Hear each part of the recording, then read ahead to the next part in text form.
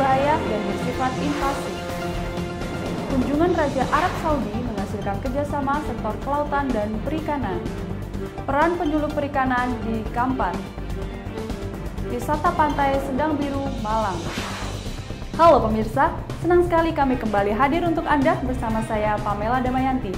Dari Studio 1 KKP News, inilah KKP News Report selengkapnya.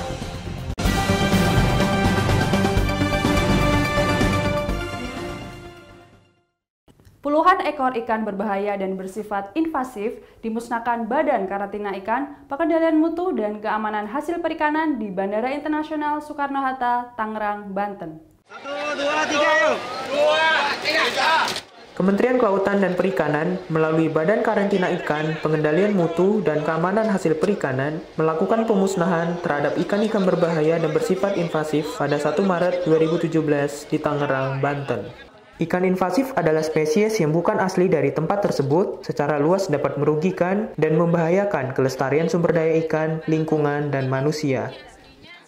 Jenis ikan invasif yang dimusnahkan adalah seekor ikan Arapaima gigas seberat 25 kg, 15 ekor ikan piranha, dan 20 ekor ikan aligator. Pemusnahan dilakukan dengan cara dibakar dan dipimpin langsung oleh Kepala BKIPM Rina bersama Wakil Ketua Komisi 4 DPR RI Herman Hairon serta 14 anggota DPR RI bertempat di insinerator instalasi karantina hewan Balai Besar Karantina Pertanian Bandara Soekarno-Hatta. Ya, ini ikan-ikan ini invasif, Pak. Kalau dia masuk ke perairan umum, dia akan memakan semua ikan-ikan kita, bisa habis. Kalau dia berkembang biak, kita tidak bisa lagi mempunyai ikan-ikan lokal yang sebetulnya cocok dengan lingkungan kita. Dan kita juga tidak tahu apakah dia itu nanti membawa penyakit, wabah untuk kita semua di sini, sehingga merusak sumber daya ikan. Diketahui, ikan-ikan invasif ini merupakan hasil penahanan BKIPM Jakarta 1 pada tanggal 12 Juni 2016 dengan tujuan Banjarmasin. Dari Banten, KKP News melaporkan. Kunjungan Raja Arab Saudi Salman bin Abdul Aziz beserta rombongan ke Indonesia menghasilkan beberapa kerjasama, salah satunya kerjasama di sektor kelautan dan perikanan. Kerjasama sektor kelautan dan perikanan Indonesia dan Arab Saudi ditandai dengan penandatanganan nota kesepahaman oleh Menteri Susi Pujastuti dan Menteri Lingkungan Hidup, Perairan, dan Pertanian Kerajaan Arab Saudi, Abdurrahman Abdul Mohsen Al-Fadil, usai pertemuan bilateral antar kedua negara di Istana Kepresidenan Bogor, Jawa Barat, Rabu 1 Maret lalu. Poin utama kerjasama adalah pertukaran informasi karantina ikan dan pengamanan. Namun demikian, belum ada spesifik investasi yang disepakati. Diharapkan kerjasama ini dapat mempermudah akses pemasaran produk perikanan Indonesia ke wilayah Timur Tengah, yang sebelumnya tidak menjadi tujuan utama ekspor produk kelautan dan perikanan. Dari Jakarta, KKP News melaporkan. Kita beralih ke berita selanjutnya. Kampar merupakan salah satu kabupaten di Provinsi Riau yang memiliki potensi perikanan budidaya air tawar yang sangat besar. Suksesnya perikanan budidaya Kampar tidak dapat dilepaskan dari peran penyuluh perikanan. Ikan patin merupakan salah satu komoditas hasil budidaya yang mampu menggerakkan perekonomian warga di Kabupaten Kampar, Provinsi Riau. Pembudidaya Kampar mampu membudidayakan ikan patin dari mulai hulu hingga hilir, dari pembenihan, pembesaran, pengolahan, hingga pemasaran. Suksesnya budidaya patin ini tidak terlepas dari peran penyuluh perikanan di Kabupaten Kampar. Penyuluh perikanan memberikan pembelajaran kepada kelompok pembudidaya terkait inovasi teknologi, penyakit ikan, dan pemasaran produk perikanan. Penyuluhan sendiri kan sebagai ajang pembelajaran bagi pembudidaya, pelaku usaha, dan juga pemasaran. Di mana kami peran penyuluhnya di sini untuk menyampaikan informasi dan akses modal juga pemasaran dan juga untuk menarik minat pelaku utama. Penyuluhan perikanan merupakan bagian penting dalam peningkatan kualitas sumber daya manusia kelautan dan perikanan yang berperan dalam memberikan bimbingan dan pembinaan kepada pelaku utama, pelaku usaha, dan masyarakat perikanan, sehingga meningkatkan wawasan pengetahuan, keterampilan, dan sikap dalam bidang kelautan dan perikanan, baik teknis maupun non-teknis, untuk pengembangan usaha di bidang kelautan dan perikanan. Dengan besarnya potensi perikanan, Kampar berinisiatif mencetak tenaga penyuluh swadaya lewat berbagai program sinergi. Dalam pelatihan bersama, kelompok pembudidaya penyuluh swadaya ini nantinya akan membantu para penyuluh perikanan yang berstatus pegawai negeri. Jadi saya tertarik itu ngajak teman, ada yang belum tahu lagi gimana cara budidaya yang baik, kan kita bisa ngasih tahu. Kita nggak mengharapkan gaji dari itu, enggak. Soalnya kita kan banyak juga dapat ilmu dari dinas, terutama dinas Kabupaten Kampar yang udah banyak membantu petani-petani budidaya ikan di sini.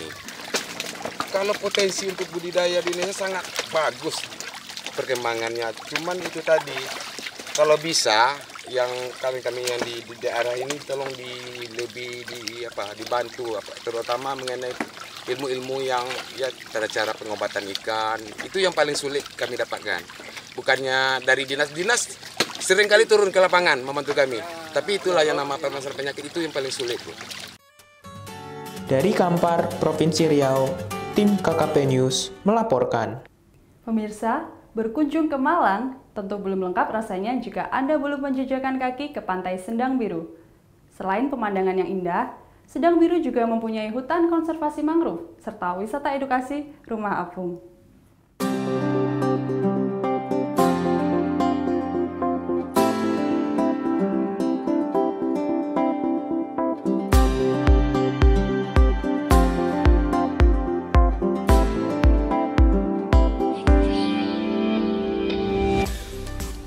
Berwisata ke Malang belum lengkap rasanya jika belum menikmati keindahan Pantai Sendang Biru.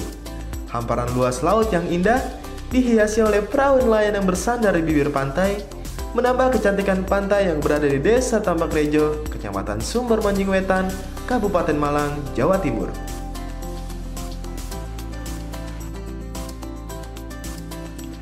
Anda akan disuguhkan dengan pemandangan lautan biru nan jernih. Anda juga dapat menyaksikan kegiatan nelayan membawa hasil tangkapannya untuk dilelang di tempat pelelangan ikan Pondok Dadap.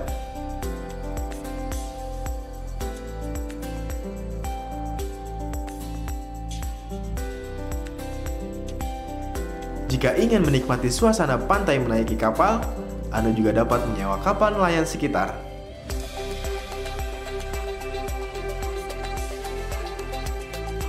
Di sisi barat pantai ini, terdapat kawasan konservasi bakau celungup atau celungup mangrove conservation yang dikelola secara mandiri oleh kelompok masyarakat sekitar.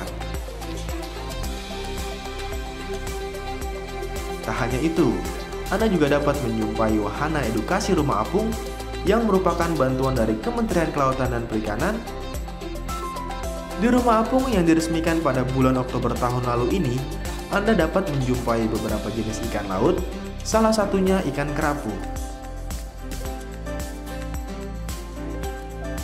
Pengelolaan wahana edukasi Rumah Apung ini dilakukan oleh Yayasan Bakti Alam Sendang Biru, yang selama ini dikenal konsentrasi terhadap konservasi biota laut. Di Sendang Biru juga terdapat sebuah kawasan perikanan, tempat berlangsungnya kegiatan pelelangan ikan. Di sini Anda dapat berbelanja hasil laut dengan harga yang sangat murah, termasuk komoditas ekspor seperti tuna. Untuk mendukung geliat usaha perikanan di Sendang Biru, tahun ini Kementerian Kelautan dan Perikanan akan segera membangun sebuah sentra pelelangan ikan modern yang diharapkan dapat menjadi ladang usaha bagi sekitar 2.500 nelayan Sendang Biru.